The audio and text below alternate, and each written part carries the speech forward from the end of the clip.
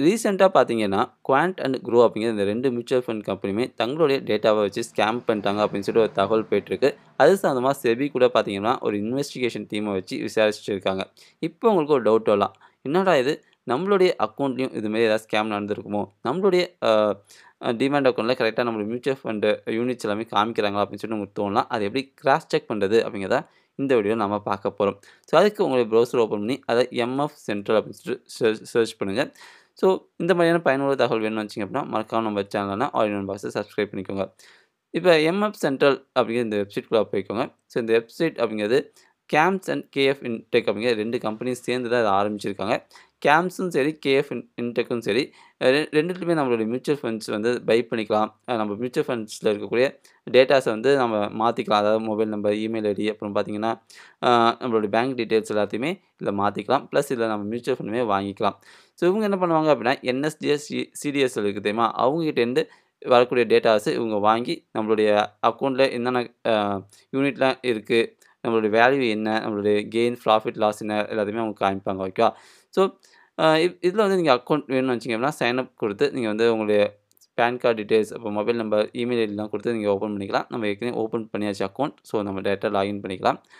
So, இதில பார்த்தீங்க அப்படின்னா, நீங்க வந்து ஏஎம்சில டைரக்ட்டா வாங்கியிருந்தீங்க அப்படின்னா, இதில வந்து நீங்க டிரான்சாக்ஷன் பண்ணிக்கலாம். பேங்க் அக்கவுண்ட் டீட்டெயில்ஸ் சேஞ்ச் பண்ணிக்கலாம். மொபைல் நம்பர் சேஞ்ச் பண்ணிக்கலாம்.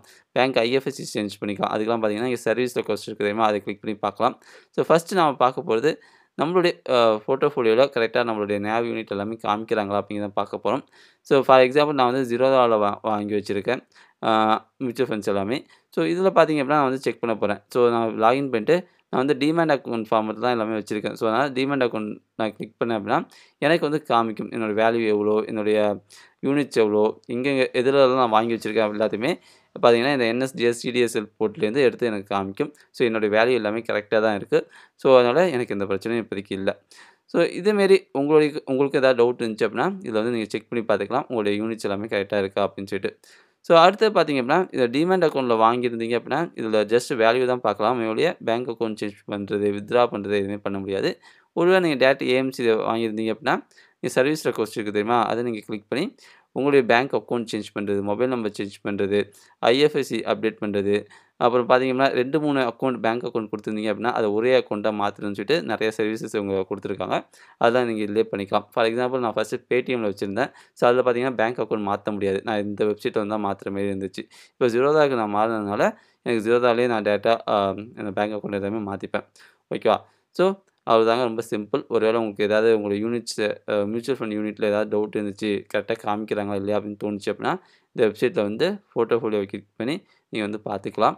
ஸோ, இந்த வீடியோ உங்களுக்கு பிடிச்சிருந்துச்சு, இந்த தகவல் உங்களுக்கு பிடிச்சிருந்துச்சு அப்படின்னா, மறக்காம நம்ம சேனலான ஆல் இன் ஒன் பாக்ஸ சப்ஸ்கிரைப் பண்ணிக்கோங்க. கூட சேர்ந்த பெல் ஐக்கான் பிரஸ் பண்ணிக்கோங்க. அண்ட் தேங்க்ஸ் ஃபார் வாட்சிங் திஸ் வீடியோ ஒன்ஸ் அகைன்.